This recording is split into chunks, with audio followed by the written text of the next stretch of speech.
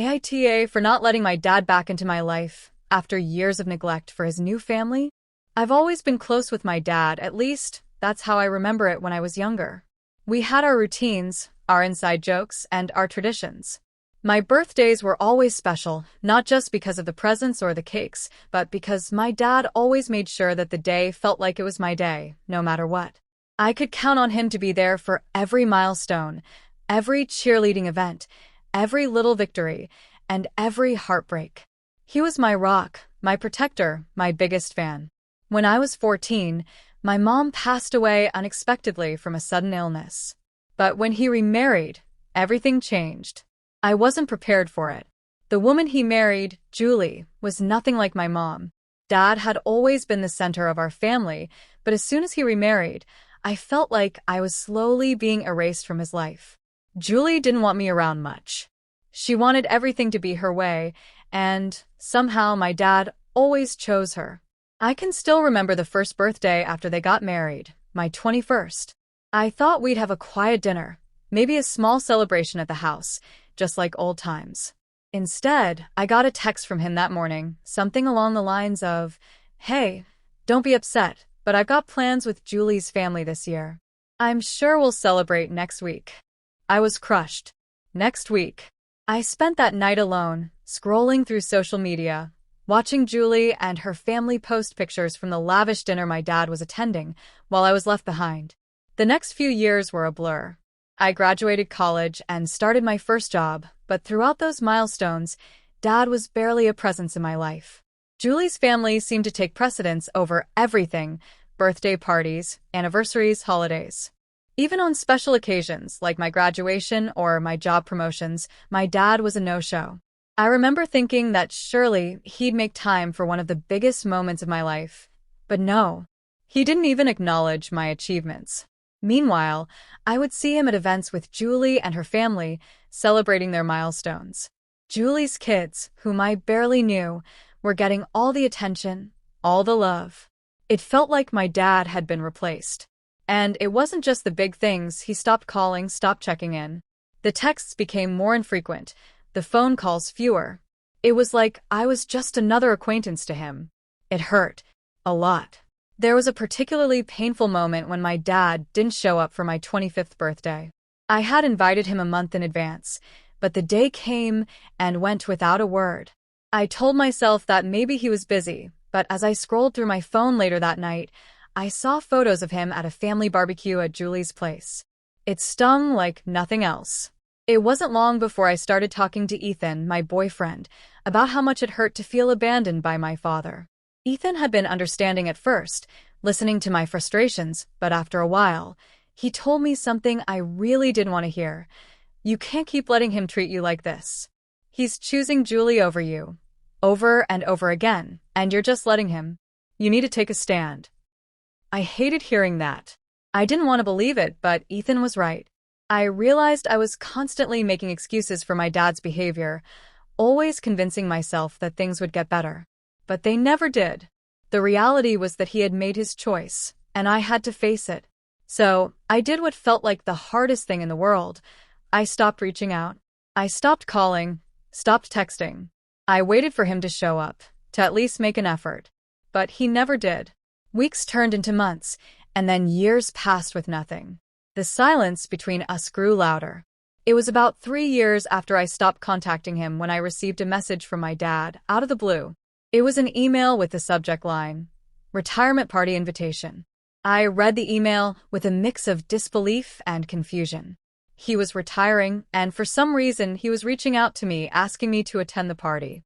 I felt a swirl of emotions: hurt, anger, confusion, and, honestly, some hope that this could be an opportunity for us to reconnect. Maybe this was it, the moment my dad would finally recognize how much I'd missed him, how much I still cared. The email was short. "Hey Ella, I'm retiring this year and thought I'd invite you to my retirement party. It'll be a small affair, just close friends, work colleagues, and Julie's family. I hope you can make it." I didn't respond immediately. I sat on it for a few days, weighing my options. It felt like an important occasion. Maybe it was the last chance to try to mend things, to at least make one more effort. So I said yes. The day of the retirement party arrived, and I was filled with nerves. I didn't know what to expect, but I knew I wasn't going to get the kind of welcome I once hoped for.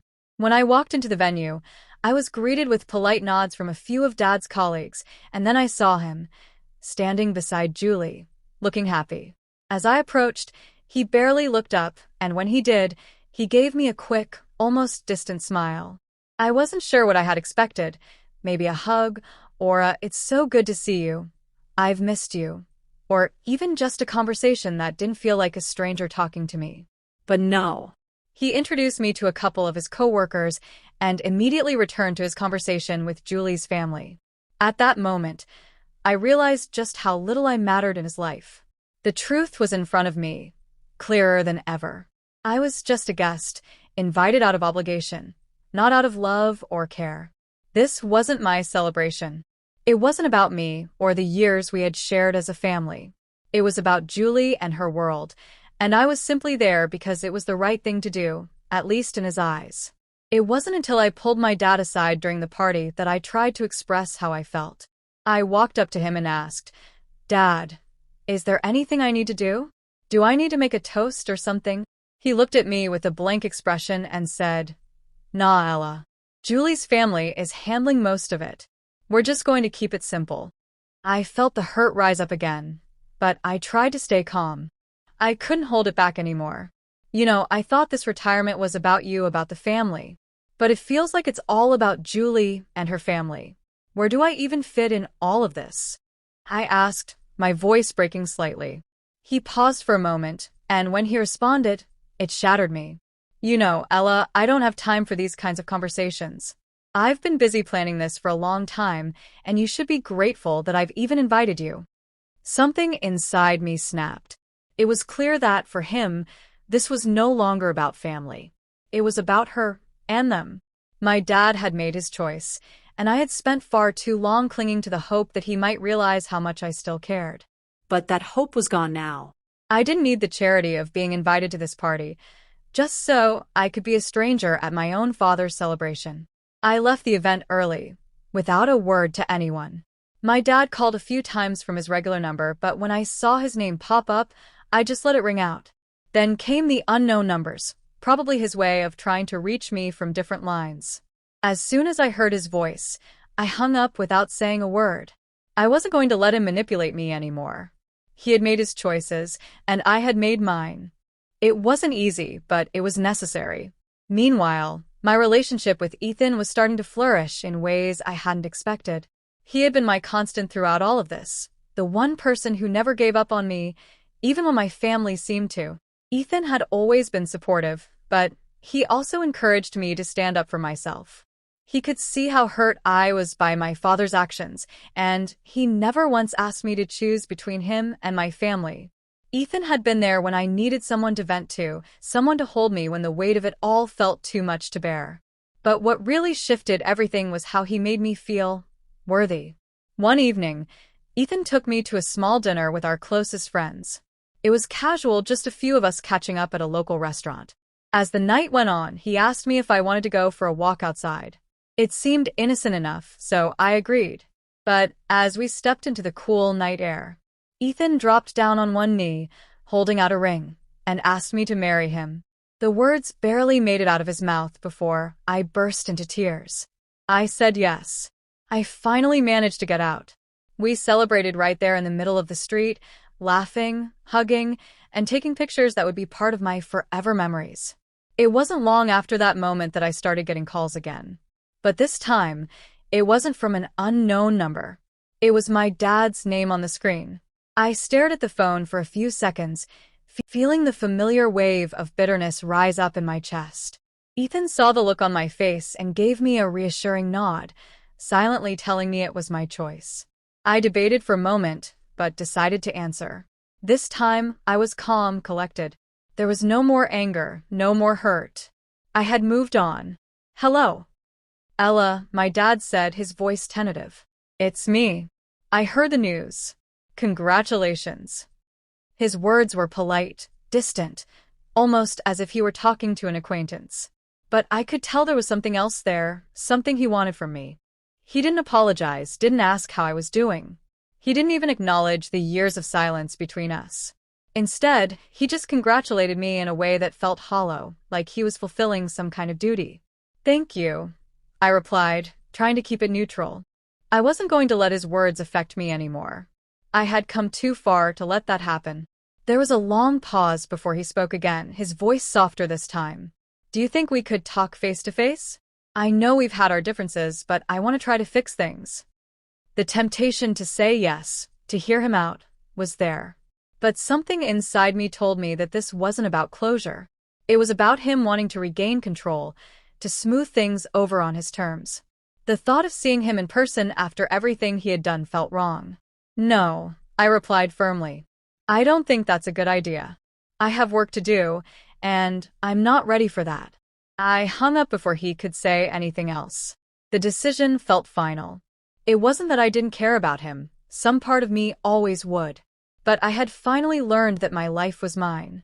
I didn't need his approval, his validation, or his presence to feel complete. I had Ethan. I had my friends. And for the first time in a long while, I had peace. The months after my engagement passed in a whirlwind of wedding plans, excitement, and little details that consumed my life. Sure, there were moments when I'd pause and feel that familiar pang of sadness over the strained relationship with my father. But those moments were fleeting, and I pushed them aside. After all, I had more important things to focus on now, like the life I was about to build with Ethan. The days seemed to fly by as I navigated wedding planning with a mix of excitement and nerves. I had every reason to be distracted, until one day, as I was out shopping for decorations, my world came to an unexpected halt.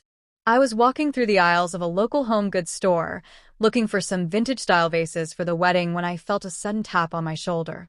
I turned around, and there he was, my dad. It took a moment for it to register in my mind. My father, standing in front of me with a big, uncertain smile on his face, was accompanied by Julie, her 2 teenage kids. For a split second, I felt the ground beneath me shift. Seeing them together, was like a punch to the gut. They looked happy. It was a family, a whole family, and there I was, on the outside looking in. "Ella," my dad said with a mix of surprise and forced tearfulness. "Wow, I didn't expect to run into you here. How have you been?" I froze for a moment. The polite words I had practiced in my head when imagining this moment all seemed to evaporate. I didn't know how to feel. A part of me wanted to yell at him for what he had done, for how he had neglected me for years. Another part just wanted to turn around and leave without saying a word. But instead, I gave him a short nod and replied, "I'm good. Busy with wedding stuff." Julie, who had been standing a few feet away, gave me a warm, but almost too eager smile. "It's been a while, Ella. We should catch up sometime. It's so nice to see you again." I forced a smile, but it felt like my face was made of stone. "Catch up? With them? After everything?" "Yeah, nice to see you too," I said stiffly. My dad didn't seem to notice the coldness in my tone. His face softened a bit, and he looked down at his shoes, then back at me. "We were just about to grab a bite to eat at that new Italian place down the street. You should come with us." Julie made reservations for the whole family. I could feel my chest tighten. The invitation, the words, the attempt to bring me into their world, it all felt so forced, so fake. He had never shown any interest in my life, in any of my milestones. And now he was acting like it was perfectly normal to just pick up where we left off. I shook my head, my voice a little sharper than I intended. "No, thanks. I don't need the charity." I didn't care how rude it sounded. I couldn't bring myself to pretend.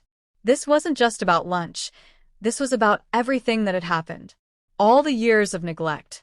All the birthdays and anniversaries he missed. I didn't need his pity, and I certainly didn't need to sit at a table with his new family, pretending like everything was fine. But my father wasn't done. Not by a long shot. "Ella, please," he said, his voice a little desperate now. "I know things have been rough between us, but I really want to fix this. It's been a long time, and I don't want to keep pushing you away. Can we at least have a lunch together? Just the two of us. On a Sunday, maybe?" You don't have to worry about anyone else. Just a conversation, okay? His words hung in the air. I wanted to say no, to walk away, and never look back, but something in the way he said it made me hesitate. I knew, deep down, that I wasn't ready to forgive him, not yet. But I was also tired of running from him, tired of pretending the past didn't exist. Maybe this lunch could give me some closure. Maybe it could give me the clarity I needed to finally put things to rest once and for all. I sighed, my voice steady but cold. Fine. One lunch. He looked relieved, a bit too relieved for my liking, but I wasn't about to give him the satisfaction of seeing me waver. I'll send you the details, he said, clearly trying to hold back his excitement. Thank you, Ella. Really? This means a lot. I didn't respond, just nodded curtly before turning on my heel and walking away. As I continued shopping, I couldn't help but think about how much this one lunch might change things, whether it would be a step toward healing or just another disappointment.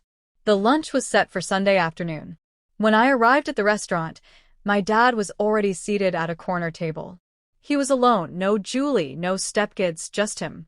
It was the first time in a long while that I'd seen him without his new family around, and in a strange way, it made me feel both distant and oddly nostalgic. As I sat down across from him, the tension was palpable. I could feel his gaze on me, the unspoken words he was holding back. For me, it was just another step in an ongoing cycle of unresolved emotions. I wasn't ready to forgive him, but I was willing to hear him out. "How are you, Ella?" he asked, trying to sound casual, though I could tell he was nervous. "I've been hearing all about your wedding plans. It must be exciting." I gave him a clipped nod, taking a sip of my water. Busy but good. Lots of little details to take care of. There was a pause, a silence that neither of us seemed to know how to fill. My father shifted in his seat, glancing around the restaurant as if searching for something to break the tension. "So, he cleared his throat, trying again. "I'm really looking forward to your wedding. I've been telling everyone how proud I am of you. I never imagined you'd be getting married so soon, but I'm glad it's happening." I couldn't hold it in anymore. The anger I had been bottling up all these years flared to life again. "You're excited for the wedding?" I asked, raising an eyebrow. "Funny, I don't think you're even invited." His face twisted in confusion, and I could see the shift in his demeanor as he leaned forward. "What do you mean?" "Of course I'm invited. I'm your father, Ella." I kept my eyes fixed on my plate, my fingers tracing the rim of my glass. "No, Dad." "I don't think you are." He didn't seem to understand at first. "Why would you say that?" "I know I made mistakes, but I've been there for you, haven't I? All those years I was working so hard to provide for you, taking care of you. Doesn't that count for something?" I couldn't help but reminisce about the way things used to be. I thought about how much I had loved him when I was younger, how much I'd relied on him to guide me. I thought about how he used to take me to the park on weekends and how he'd give me advice, making me feel like the most important person in the world. But that man had disappeared when he remarried. When Julie came into his life, everything shifted, and I was left behind. All those birthdays, all those holidays, I could remember them vividly. I'd watch him post pictures of his new family, and it felt like I was a ghost in my own life. I looked up at him then, my voice surprisingly calm. "You weren't there for me when it mattered, Dad. You weren't there when I graduated, when I had my heart broken for the first time, or when I had to figure out how to navigate adulthood alone. Your absence hurt more than anything." He seemed to shrink back, almost as if I had slapped him. But instead of defending himself, he just stared at his hands, folding them together on the table. I'm sorry, Ella. I never wanted to hurt you. I've made so many mistakes, but I've always cared. I've always wanted to be there for you, even if it didn't always seem like it." I sighed, feeling a twinge of sympathy for him, but I quickly pushed it away. I couldn't allow myself to get sucked into his apology again. "It's too late for that, Dad. You had your chances." I let the silence settle between us before I added, "But I've thought about it, and I'm willing to let you come to the wedding." His face lit up, his relief obvious, but I wasn't done yet. "There's one condition, though," I continued, looking him directly in the eyes. You're not walking me down the aisle. I already asked one of my uncles to do that. He's the one who stepped up when you checked out. He's the one who helped me when I needed it most. My father's expression faltered. But I'm your father, Ella. I should be the one to walk you down the aisle. I shook my head, feeling the weight of my decision. You should be grateful you're even invited, Dad. After everything, you should consider this a gift, not an obligation. There was a moment of stunned silence as he processed my words, but I wasn't going to back down. I had given him enough chances to prove he cared, and now it was up to him to show up as an invited guest, not as a father with any kind of special claim. The day of my wedding came, and everything went off without a hitch. I was surrounded by the people who truly mattered to me, Ethan, my friends, and family who had always supported me. It was everything I had ever dreamed of and more. My father did show up, alone, just as he had promised. He didn't try to talk to me during the ceremony, though I could feel his eyes on me from time to time. He didn't walk me down the aisle, and honestly, it felt right. The uncle I had chosen stood beside me as I took those first steps toward Ethan, and it felt like I had someone who genuinely cared about me, someone who had always been there, even when my own father wasn't. At the reception, I didn't approach him. I didn't seek him out. I didn't want to create any more drama than there already was. But toward the end of the evening, when everyone was enjoying themselves and the music was low, I found a small envelope on the gift table with my name on it. Inside was a note from my father. Ella, I know I've made countless mistakes, and I've failed you as a father. I can never make up for the years I missed, but I want you to know that I am truly sorry. I hope you can find it in your heart to forgive me, and that someday we can rebuild what we lost. You're still my daughter, and I'll always love you. Dad. I didn't read the note over and over again. I didn't want to hold on to the past anymore. Ethan and I spent our first few months of marriage in a blissful bubble. We traveled, worked on building our life together, and enjoyed the kind of peace I hadn't known in years. There were no more phone calls from my dad, no more unexpected messages. I was content. In time, I came to realize that forgiveness doesn't always mean reconciliation. Sometimes, it's just letting go and accepting that people can't always be what you want them to be. My father had failed me, but that didn't mean I had to let his mistakes define my future. As for my wedding day, I'll always cherish it, both for the joy it brought and for the lessons I learned along the way. I may never have the relationship I once dreamed of with my father, but with Ethan by my side, I knew I was finally on the right path.